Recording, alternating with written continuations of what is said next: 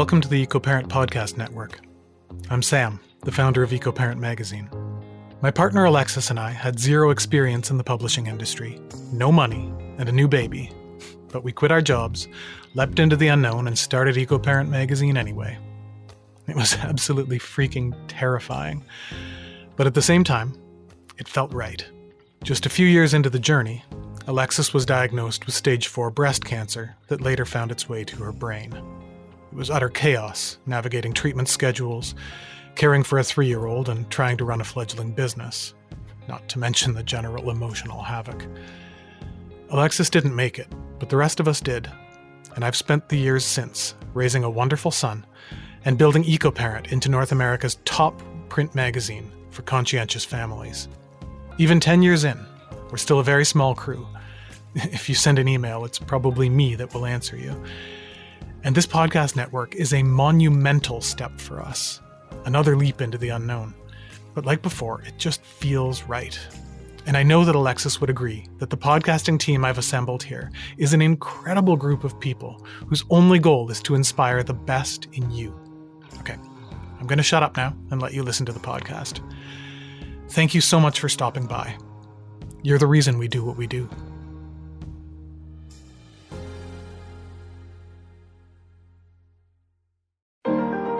Studies show that by the end of your pregnancy, your pelvic floor will have dropped an entire inch at its resting state.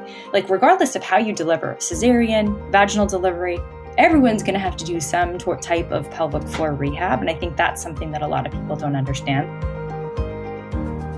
Hello, everyone. I'm your co-host, Dr. Dory Skye Engel, naturopathic doctor and birth doula, joined as always by my brilliant co-host, Natalie Tregaskis, registered midwife, labor and delivery nurse, and lactation consultant. This is the Beyond Beautiful Birth podcast. Today, we are welcoming Nikki Bergen. Nikki is one of Canada's most sought-after health and fitness experts. She is a creative educator, pelvic floor expert, and mama of 2. A former professional dancer, Nikki has dedicated her life to creating groundbreaking fitness programs designed specifically for women that combine Pilates and pelvic health. With her passion for helping women feel confident and strong throughout pregnancy, postpartum, and beyond, she created the Belle method and the bump method fitness programs. We're going to talk to her today about her methods and discuss how to prepare for an empowering birth and all things pelvic floor, which is one of my favorite and exciting topics. So thank you so much for joining us, Nikki. We're really excited to have you here and to dive into some of these important topics. Awesome. So why don't we start with the obvious? We want to hear a little bit more about your bump program. As you know, Dory is a doula and a naturopath, and I am a midwife and lactation consultant. And so we're particularly interested in hearing a bit about the bump method, as that's serving pregnant people, as well as the push prep classes, which lots of our clients/patients have taken and we've heard wonderful things about. So maybe just start by telling us about those 2 programs. Totally. I mean, we could do a whole podcast just on that, but I will do my best to be brief. So really, it came down from a need. First of all, let me just zoom out a little bit. The Belle method is the umbrella for the whole business, and the bump method is the part that's specific to pregnancy and postpartum. So if people are like, what are you, the Belle, you the bump? That's kind of how it's divided up. So bump signifying obviously the growth of pregnancy and beyond. So our prenatal Pilates classes used to happen only in Toronto. And this was pre-pandemic. And let me tell you a little story just to give you some context. So I had my second baby in May last year, 2 months after the lockdown. So I was locked down at 35 weeks pregnant, and it was all very dramatic. And we always had a waiting list for our prenatal classes. And of course, you only have so much space in a particular studio. So I, in a way, was forced to get creative at 35 weeks pregnant when we had 12 locations across Toronto that all had to be shut down. And of course, I'm about to have a baby. I had a whole mat leave, all my teachers set up to teach in these locations. And I was like, crap. I want to be clear, this is your second child, right? So you also have a toddler that you're dealing with for all this. Okay. I have, they're exactly 2 years apart. So they're pretty close in age. So a young baby in diapers also. So I'm like, all right, I want to keep serving these women, but how am I going to do that? I guess I'll go on Zoom. So it was like one of those COVID pivots where you're like, I've been teaching this course now for a very long time. So, about 14 years now. And I'm like, what am I going to do? So we started teaching pregnant women on Zoom, and it grew and it grew. And I realized that women all around the world were joining because they didn't get this information. So it also stemmed from this place of, all right, well, I'm taking away the ability to do hands-on adjustments and that value that they get from a teacher in person. I have to add some more value somewhere else. So it kind of grew into this course, which includes pain management techniques and, breathing techniques and birth positioning and interviews with OBs and midwives like yourself and a doula and, pelvic floor PT and learning about like, how do we labor down? What does that mean? So it's sort of morphed into, yes, it's a prenatal Pilates workout to help reduce issues like incontinence and diastasis recti and prolapse and learning to manage that pressure. But it's also about learning to prepare mentally and physically for the marathon of birth and to ensure you have a smoother postpartum recovery. So that's the story of how we created it online. And it's been going so well for the past year and a half that we're going to keep doing it. It's amazing how, I think initially we all kind of thought, oh my goodness, what are we going to do? And then we see some of the beauty of how people have pivoted and that you've reached people in a very different way, right? More people. And I think you said a couple really important things there. One about some of the physical things, right, that we're thinking about when we're preparing for labor, and then some of the emotional stuff as well, the empowerment piece, et cetera. So I want to kind of maybe break those apart into two separate pieces for a second. One of the things that we know is that Pilates can be really empowering, prenatal Pilates in particular. And probably your course, because it is so all-encompassing and it isn't just doing the physical exercise. But what do you think it is about your program that is giving these women more autonomy, more choice? They're going into births feeling more empowered? Knowledge is power. Period. So we're educating women on how to, number one, feel confident and strong in their own bodies. And I think body strength can make someone feel more confident about birth, knowing that they've been training, that they, even if they're quite anxious, which let's face it, a lot of us are, and that's normal going into doing something you've never done before, like birthing a human. I think training for that and feeling physically strong can also help you feel mentally strong, 100%. So that's a big one. And then a lot of it is the ability to advocate for yourself. And it's very difficult to advocate for yourself if you're not informed on best evidence. And if you're getting pushback, say, from your care provider, and I'm all about like leading with respect and leading with like, okay, let's have a productive conversation.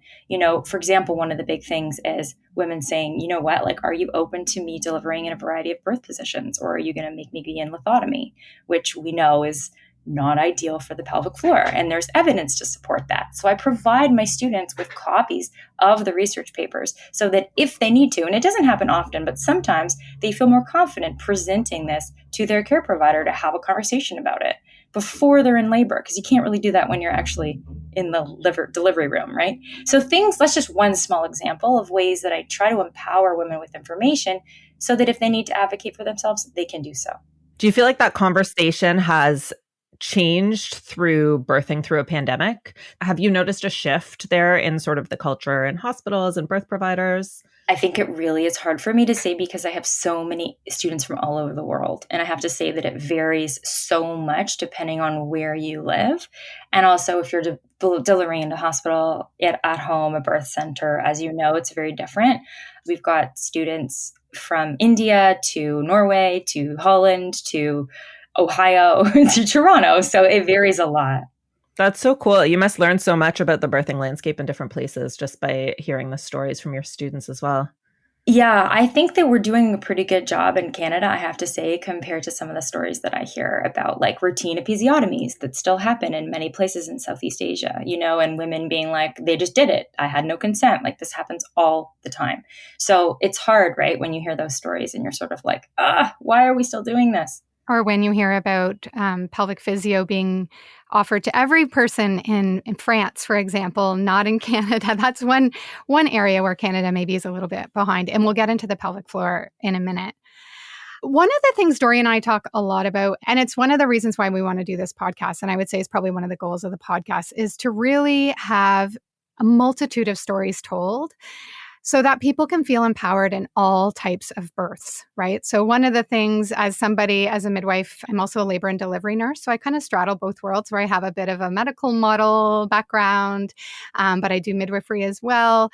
One of the things I see a fair amount, and again, Dory does as well, and we've talked about this so much, is when births go different than planned and how to quote unquote prepare patients for this, which to prepare for the unexpected, right? And to have some flex and to have some flow. And it's really challenging because we want to, like you said, for example, let's bring up maybe purple pushing, right? Or, bearing down to push. And like you said, potentially that being damaging. And again, we'll get into that. But so arming people with, the research, but then also figuring out where do we create space for if things go off of plan? What do we do? So what do you think about that? Do you guys touch on that in any of your courses around sort of what happens when, you're planning, let's say you're planning the home birth unmedicated, I'm going extreme here with my example, but, and it ends up in something very, very different.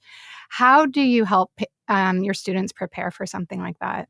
I often start by telling them my own story to normalize it and to say, listen, even your teacher, like shit hit the fan, even with your teacher, and you can prepare all you want, but mental flexibility is key, and being able to trust your care providers and feel that no matter what, you're being respected, listened to, and you're part of this decision-making process. So you're not just a body with things happening to you, which I think is what causes a lot of the trauma. You're actually part of this decision, even if it's a quick, like, okay, are you okay with this? Like, even if it has to happen fast, I think there are ways that we can go through a situation that can make it a lot less traumatizing. And again, being validated and heard and respected is so, so, so important. So the example that I give is that, I had my first was in a hospital with an OB. It was a great experience, but I wanted to try something different with my second. And I was planning a home birth, just like you said. And it was a pandemic. And, I was able to have a doula there and my midwives and my husband. And I knew that it would potentially be different in the hospital, right? I would only have one care support person. So I was like, home birth it is. Let's do it. I'm going to do it. Everything was fine. Water breaks. Midwives come over, and I was like, all right, I got this. And then all of a sudden I'm in the bathtub. She looks in the bathtub and the water's brown. And she's like, okay, just come on out, Nikki. And she puts the puppy pad underneath me, and sees the water, and the water, my amniotic fluid is clearly, there's meconium in it. And she said, and her, the tone of voice changes, and like things are now like kind of serious. She's like, Nikki, you're 8 centimeters. And yeah, and your, my contractions were like, I knew I'd had an unmedicated birth the first time. I knew like, okay, this is going to be fast. And I'd only been in labor for an hour, but it was already like you're 8 centimeters. So she's like, we have 2 choices. You can call 911 or you can drive really, really fast to the hospital. She gave me a choice. And I was like, we're going to drive. Of course, my husband, who's the slowest driver in the history of the world. So this was like a very on a totally separate story. So anyways, I decided, I'm like, we're going to drive. I want to go to the hospital because I wanted to go to a particular hospital. And if I called 911, I would have to go to one hospital and I want to go to a different one. I guess the point is I never got my home birth, but I was able to trust that I was in the best hands. And I knew like what's the difference between the things you can and cannot control. I had no control over meconium and my amniotic fluid.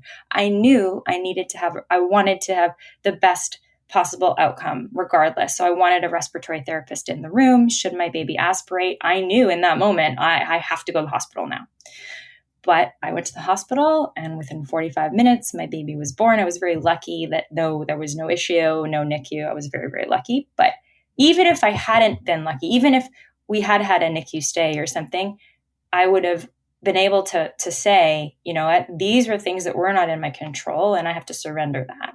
And I think mentally knowing that you have to surrender the things that you can't control, I think is really powerful. There's a huge power and you kind of take back your power when you can mentally pivot and recognize that, you know what, you did your best. Totally. That's so important. That's that same conversation about like, it's not whether you're at home, at the hospital, surgical, whatever, but more about whether your voice is the most important voice in the room, right? Are people listening to you? Do you feel supported? It doesn't matter what the end is, happy baby in your arms, obviously, right? Like that's a given. But the journey to get there, like when we poll women after they've given birth, their satisfaction with their birth experience is not about how the baby came out or what you were given throughout the process, right? It's like, were these decisions made to me or was I a part of the process? And that's so important. I'm so glad that you had that supported birth. That's awesome. That's because you built your birth team around you. I was very, very fortunate. I mean, I chose my doula over my husband. That's a whole other conversation. So literally show up to the hospital. I was like, bye, babe. Like, see you on the other side. But that's because he threw up 3 times the first time I gave birth. I was like, you're going to need your own, you're not going to be as supportive to me as I need you to be. You got your own queasiness issues. Totally. So I was like, I'm picking my doula. It's crazy times. There are scenarios now where rules have changed and even doulas are not sometimes being allowed. That's a whole other conversation. But I think as long as we can understand the things that we can and cannot control and do our research beforehand to try to choose a birth provider that is aligned with your values is important. Totally. What do you think about, this brings me to another question that we were going to ask about. Is there sort of a birth term that you think should be retired? I'll tell you mine. It's birth plan.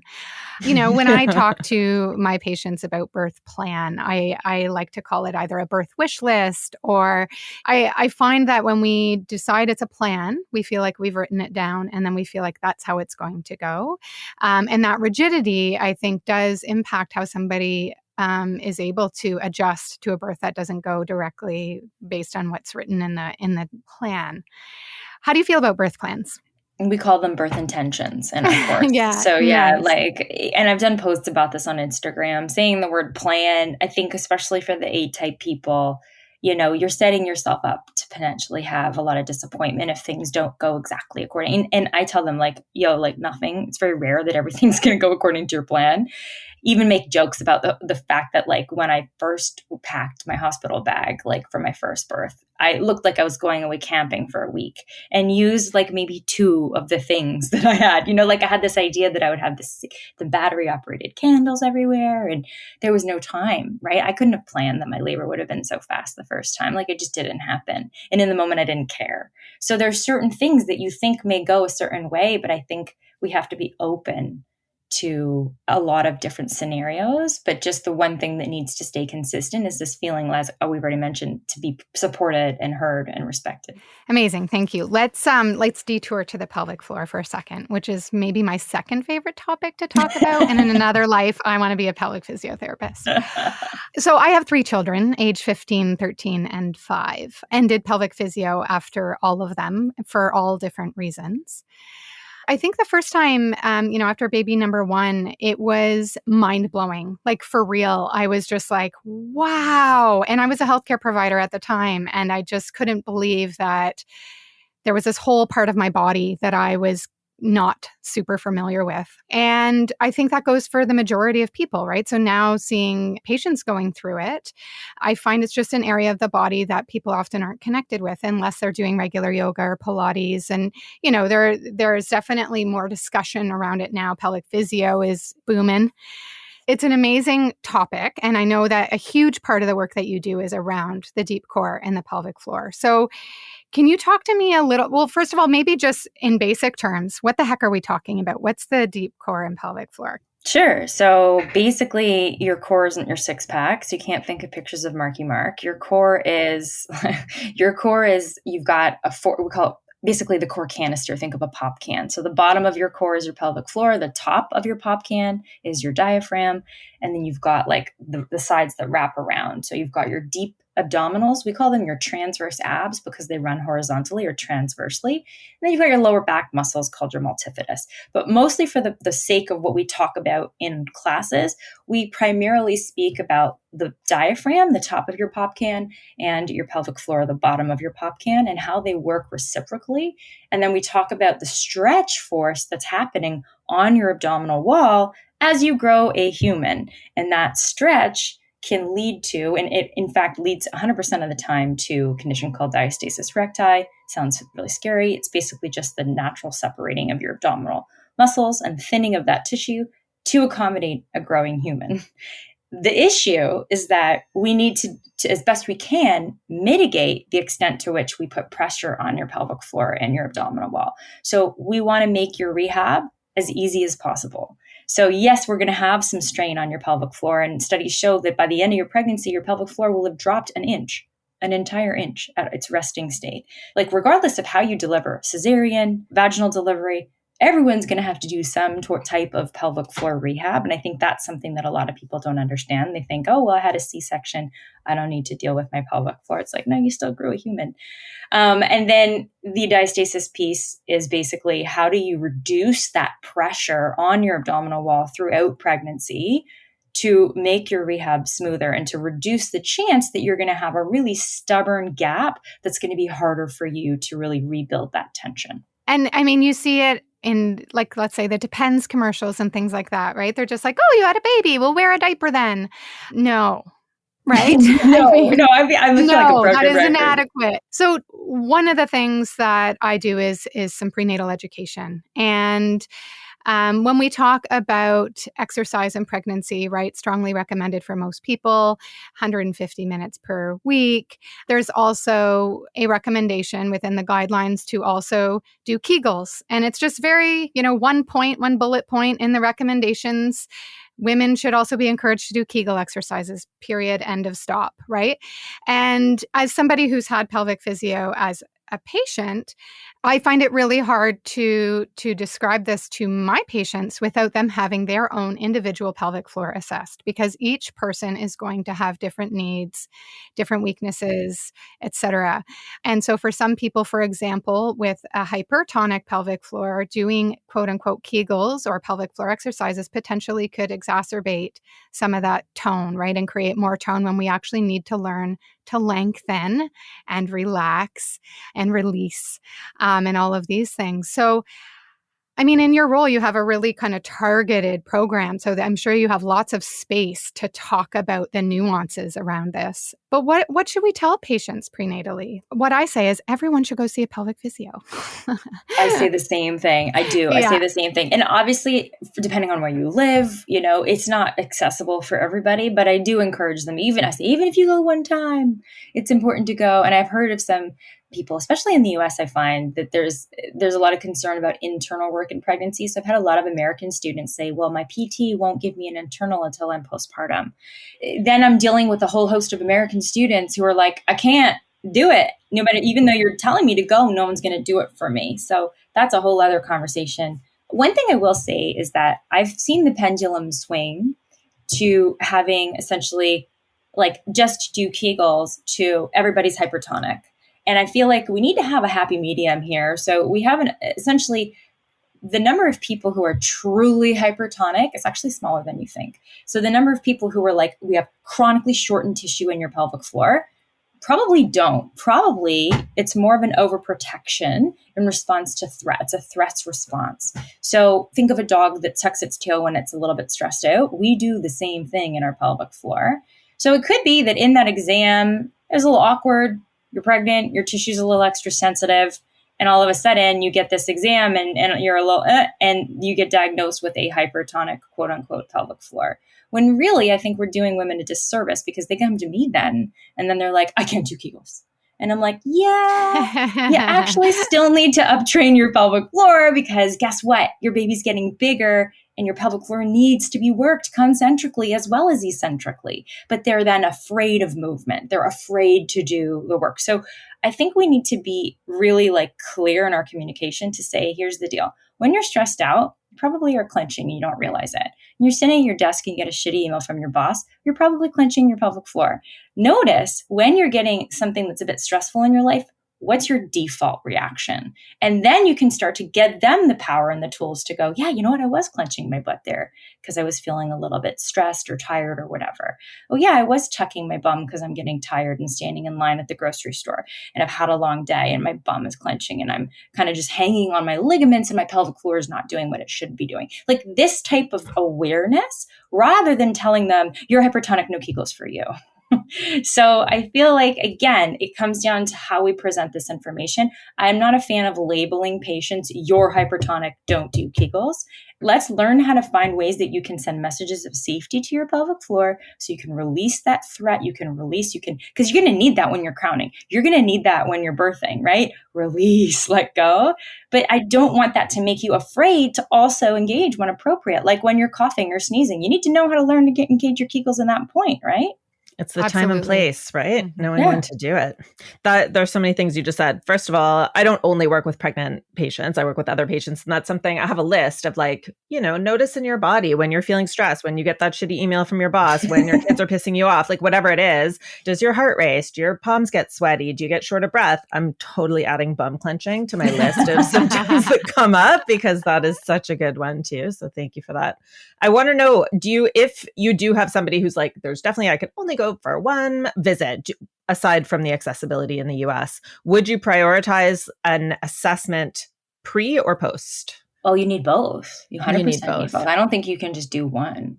It's like half the picture, right? Yeah, of course. I mean, yeah, you want to go before to have an understanding of, are you even engaging correctly? Like I still, to this day, I remember going to class and asking people to engage their pelvic floor, and they do a bridge and they're squeezing their butt. And I'm like, no, your pelvic floor isn't your butt. I still have people who, they did a study. I forget, I wish I could cite it right now, but they did a study and they found, I think 30% of women do a Valsalva when you ask them to lift their pelvic floor. So it's meant to be taught internally. A lot of people think they're doing it correctly, but they're actually not. Totally. How old is this profession? Like, how long has pelvic physiotherapy been around as a thing?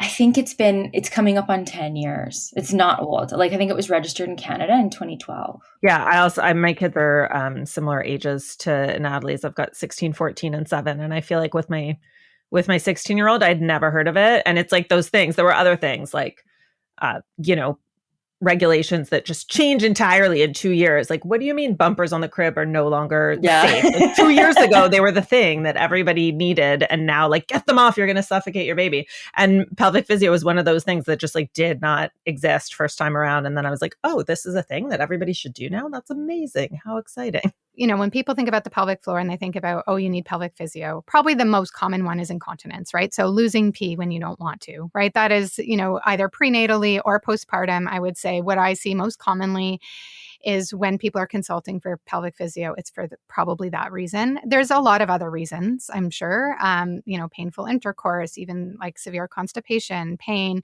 Mine was, to your point around tucking, severe tailbone pain after baby number 3. And my tailbone was just completely pulled underneath, and I'm sitting on my tailbone constantly because all of those muscles were so like guarding, like you said, really guarding and protecting.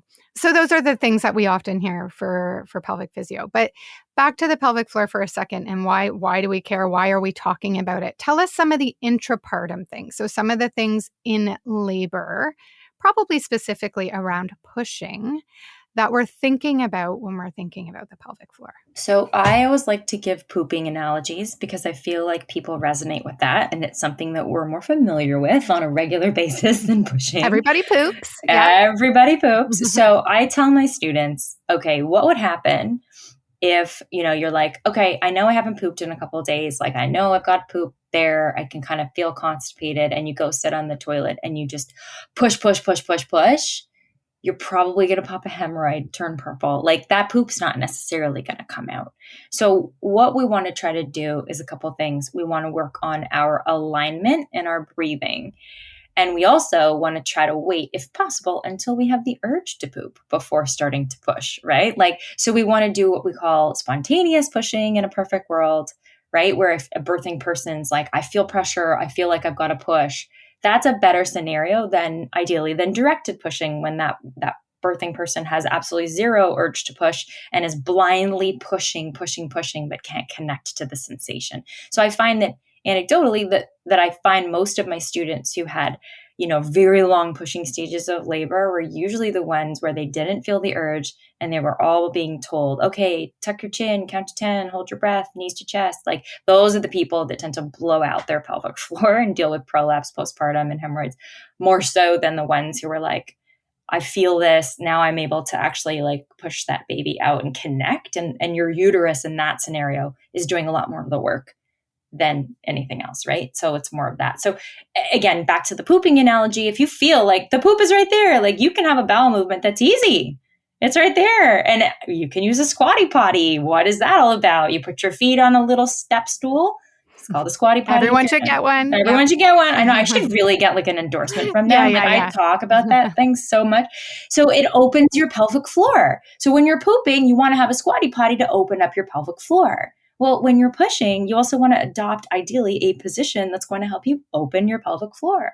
So we know that lying on your back with your legs in stirrups closes your pelvic floor by at least 30%. So why don't we choose a position that is different? Side lying, totally possible with an epidural.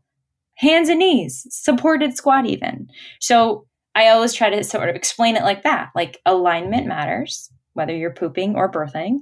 And your breathing matters. So if we can, instead of holding your breath and pushing till you're purple in the face, we want to do open glottis pushing. So exhale during the push, because they did a study. Again, and these are the studies I am a nerd and I post in our resources group for the students. It may take slightly longer to get your baby out with open glottis pushing, but the end result is that you have a lot less trauma to your pelvic floor. How do you prepare your patients as someone who works in the hospital and attends births, I almost exclusively see directed pushing, right? And I would say that, the rate at a couple of the downtown hospitals that I work at is about 90%. And that's, of all patients. So that's including, high risk, et cetera, but 90% have an epidural. So I guess one of the things I'd love to tease out with you is, sometimes when we see people have a really heavy block with their epidural, there is no connection to the pelvic floor, and they have a very difficult time doing anything. And so while I know the research, and I'm putting myself on the chopping block right now, but while I know the research, and I love the idea of laboring down and open glottis pushing, and I mean, even better, spontaneous urge to push, because if someone's unmedicated, we're not even having this conversation. But in someone who has a very heavy sensory block and potentially a heavy motor block with an epidural, how do we help those patients? I have had so many really awesome conversations with medical professionals like yourself. And I've had so many amazing L&D nurses in particular come to me and say, look, we know we're not supposed to teach them purple pushing. We get it, but you don't see our patient load.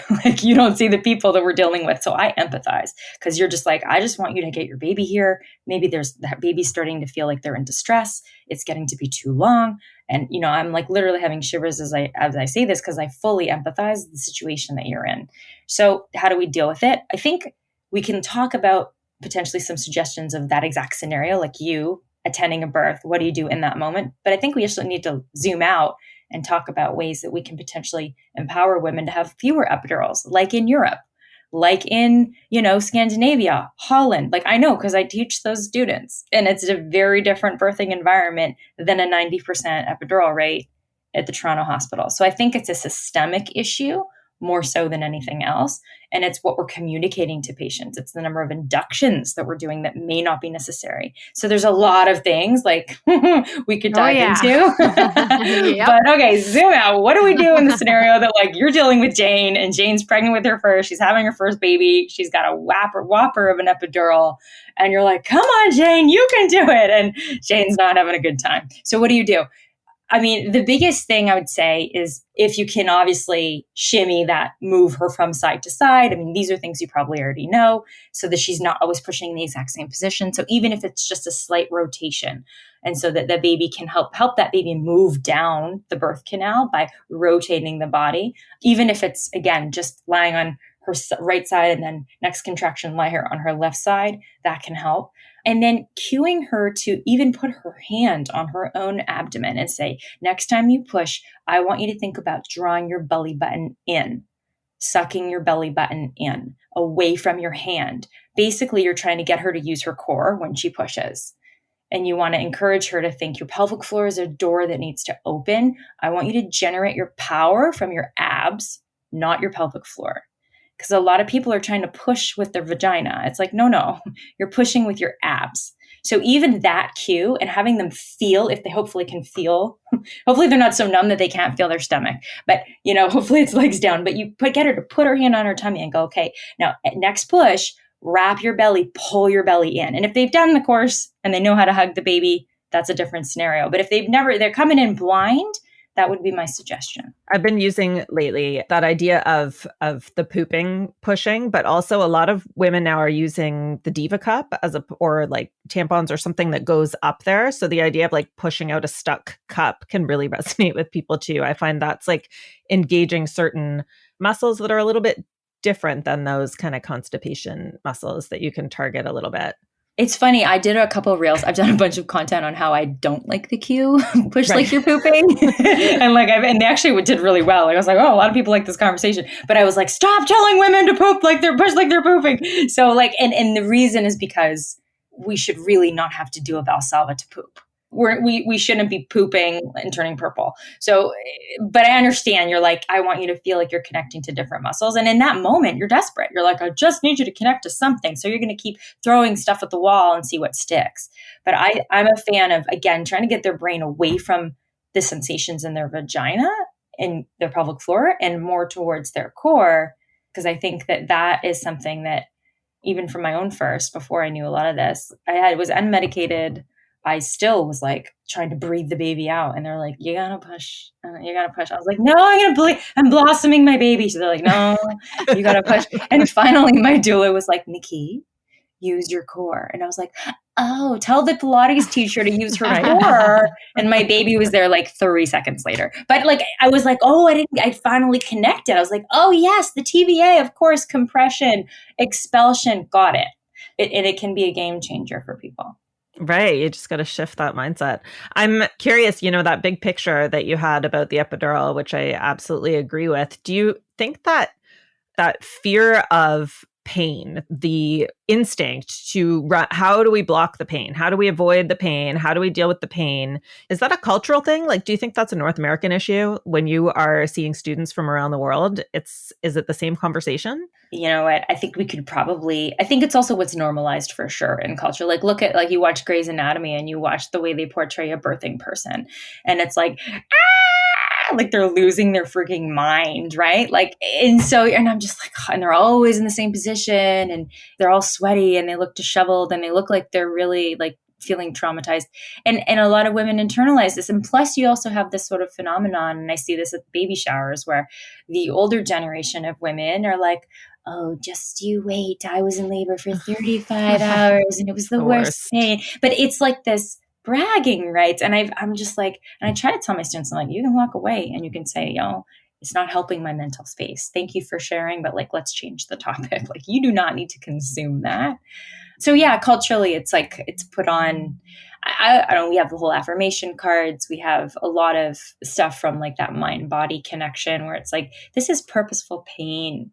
It's not going to feel like an orgasm, ladies, like as much as you have heard that might be the case. Maybe it is. And if you're listening to this and you had an orgasm, call me. I want to talk to you. Call me too. Yeah, like it's going to feel like really intense period cramps potentially, right? Like you're going to feel, but know that like your body can do this. This isn't necessarily something to be afraid of. And so I try to get them to learn about, we call it the Denick and the pain gate theory and like counter pressure and, the pelvic squeezes and the double hips. We give them tools to try to like wrap their head around it and not necessarily interpret the pain as being a scary or bad thing.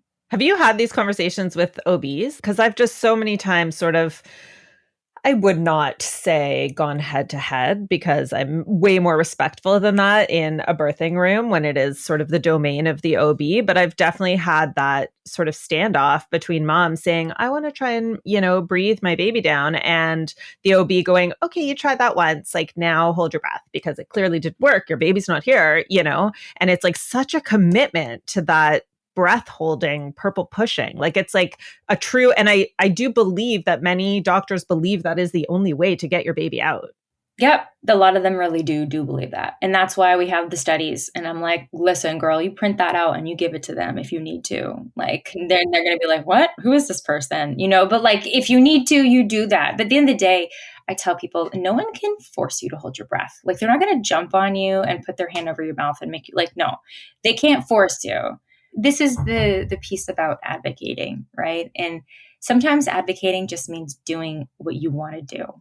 And I'm not saying do what you want to do, at the risk of, putting you or your baby at risk. But like, if there's no heart rate issue, if you're like, I just need some more time, we have the BRAIN acronym, which I'm sure you're probably familiar with. Like, what are the benefits, risks, alternatives? What's your intuition say?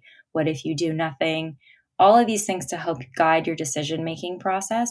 But I'll never forget, like, one of the reasons I think I know I went with a midwife the second time around was that I completely unmedicated. I was doing great. I was at Sunnybrook and I was delivering, and they're like, okay, you're 10 centimeters, time to come onto your back. And I was like, no. And I was on my hands and knees, and they're like, nope, doctor's coming, time to come onto your back. And I was like, I don't want to. I was like in the throes of transition. Like, I was a bit of a wild animal. Nope, you have to be on your back. And I remember in that moment feeling like, so defeated, because you're so in the zone, and it's almost like they're trying to get you out of the zone. And you're like, I know I can do this on my hands and knees. As soon as I'm on my back, my pain went skyrocketing.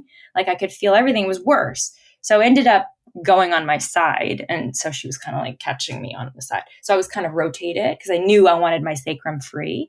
But I wish that I had just been like, no, screw you, I'm staying on my hands and knees. But it was really hard to do that in the moment. I was on my hands and knees for my second.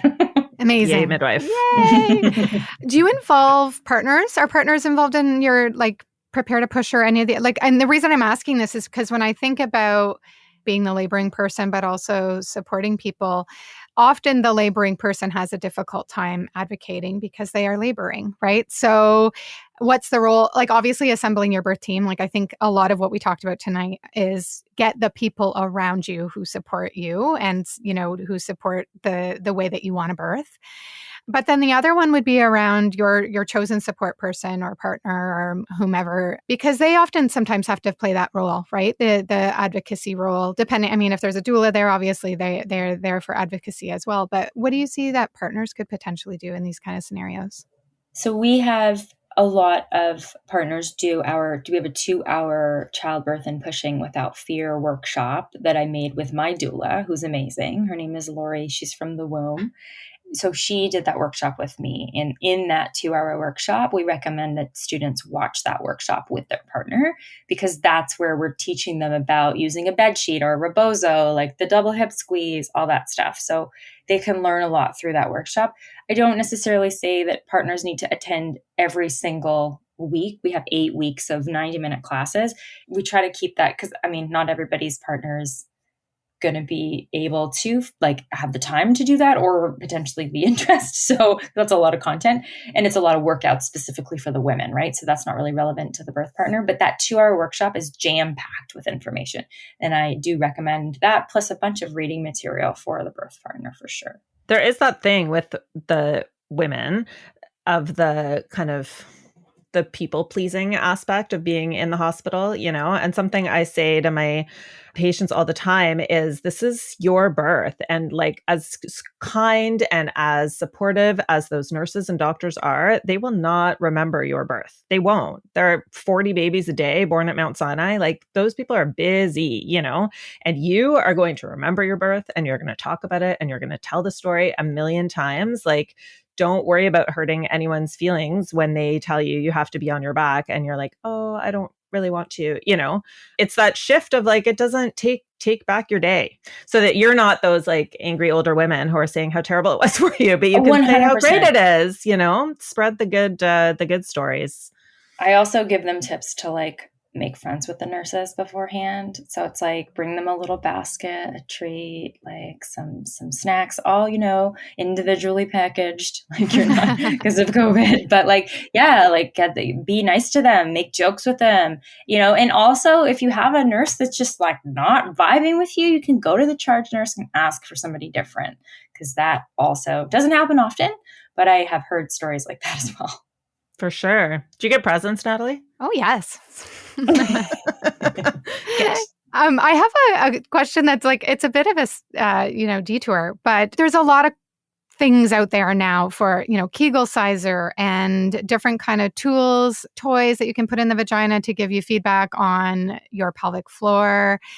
What are your thoughts on these kind of tools versus just either using your fingers or doing not doing internal things, focusing on other things? What do you think about the tools? So I've tried them all. Full disclosure. Yay, I asked the right person this question. Yeah. I would say that especially if pelvic floor physical therapy is not very accessible to you, then I think it's a great option, especially if you go with something that offers biofeedback. So the two that I most recommend are usually the PeriFit and the LV. So these are devices that they're not inexpensive. They're a couple $100s. But you insert it and then there's an app, it syncs to your phone, and that's the biofeedback aspect. So you engage your pelvic floor, you see a little gemstone go up on the screen, you release your pelvic floor, you see the gemstone come down, and they play different games with you because your pelvic floor needs to be trained in a variety of different ways. So, you need to do endurance holds, you need to do quick flicks, you need to do like ladders where you're going up level 1, hold, level 2, hold, level 3. So it's literally a video game with your vagina. And I think you're not going to get that with Kegel weights, and you're not going to get that with your finger. So it also makes it a little bit more entertaining, and there's push notifications to remind you. So I do think it's a valuable tool. I do have the PeriFit, and it is fun. And there's the little bird, and the bird is flying, and then it makes it a game. You just have to, as with anything, and I struggle with this, it's about making it habitual, right? Which I'm not great at. Do you have any tricks about making things habitual?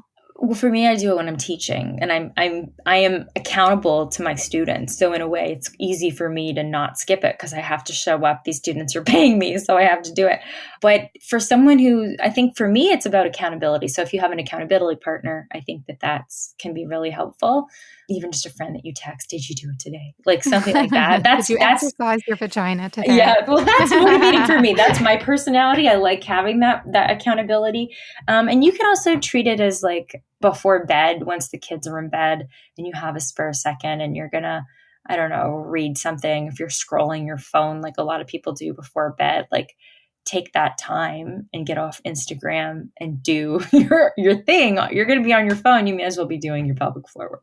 There you go. Phone is a trigger to remember all the things you're supposed to be doing. Exactly.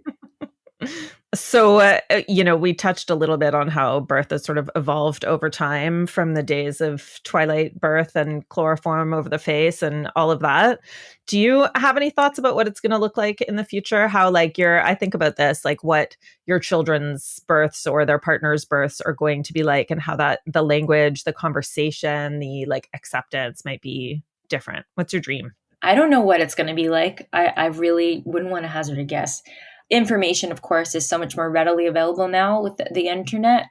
So I hope that we're going to have a different generation of people who are more informed and more willing to advocate for themselves. I think a younger generation of people, you could argue, is a little less intimidated by authority.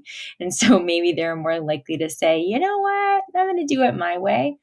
I also hope, really, what my bigger hope is that midwives and nurses and obstetricians start to get this training, because there's a huge opportunity for them as valued healthcare practitioners to inform their patients. And it has a lot of gravitas coming from a doctor. And I think it would be more well implemented if the doctor could say, you know what's important? And the advice to be beyond just do your Kegels, for there to be more like integration between professionals. So I'm actually writing a book. That's a side note. And my hope is that this book is going to, because I'm bringing on a urogynecologist and a pelvic floor physiotherapist, and maybe you two want to contribute, but basically I want to make sure that this is something where it's the new what to expect when you're expecting, but specifically for fitness and pelvic health and preparing for birth. So we're not talking about baby clothes. We're not talking about like breastfeeding or birth. Like that's a different book. This is really about the woman and preparing mentally and physically, and really trying to get the best practices out there, because the reality is there's a lot of really great studies. They're just not trickling down into medical practice. And I hope that putting out a basic mass market textbook in like an approachable, accessible way will potentially help get more information out there. Oh, Oh, that's amazing. Do you have an estimate of when that may be published? Giving myself 18 months because I have a 1 and a 3-year-old. I run a business. So I'm like, how am I going to do this? So I'm a bit like, oh my gosh.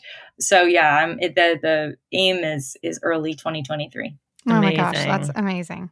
I'm ready to get rid of what to expect. I know. They're like, do planks in your pregnancy. Planks is a great exercise. I was like, oh my God, you gotta be kidding. It's the worst book for so many reasons. Okay, we'll end with one question that we want to ask every guest. Is there and this is with your mommy hat on probably, but is there something that really shocked you about pregnancy or birth or even postpartum? Because I find that can often be some of the most shocking stuff that you wish you knew before. So for my first, it was definitely the breastfeeding piece. So my first didn't latch properly, and I wish that I had kind of mentally prepared for things to potentially go in a way that I didn't think they could go.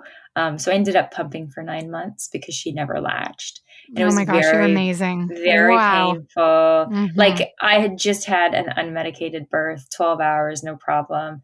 She latches, my nipple goes purple. I'm crying bloody murder. Like I just went through labor and birth and I can't breastfeed because it was like a piranha on my boob. So like that's where I was like, what is happening? And also learning that it's funny because you blame yourself. And then I was mentally really freaked out about my second. And like, he literally like did the breast crawl and latched, no pain. It was perfect. And I'm like, I literally did 0 things differently. What the hell? And just telling women, like, sometimes it's about your freaking kid. You can't blame yourself. Blaming yourself. No, blame the child. No, I mean, she probably had an undiagnosed tongue tie, and I got that tested. They were like, oh, she's fine. So like, I don't know. I just think that women are really hard on themselves. So sometimes you just have to show yourself some grace. Oh, all the time. You have to show grace, compassion, and forgiveness. And really knowing that each baby is different, right? I hear that all the time. Like, why are my kids so different? They're come from the same parents. And it's like, well, are you and your siblings the same? Like, are you the same as anybody else? That's the beauty of life. We're all so different. And those babies come out with their own opinions and they just get stronger and their own tendencies and the whole thing. That's who we're surrendering to, right? Is that baby who's calling the shots in the room. So much surrender. Well, Nikki, thank you so much. Tell people where they can find you if they'd like to find you. Thank you for having me. And yes, you can find me over at the Belle Method. Belle is spelled Belle. So the Belle Method is my handle on Instagram. It's also the website. And you'll probably see everything you need to see there.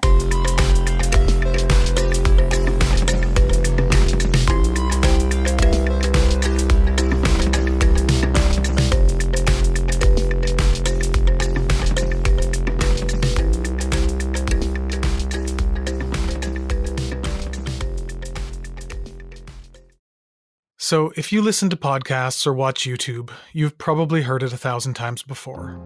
The plea to subscribe and leave a review or a comment. Well, here we are again.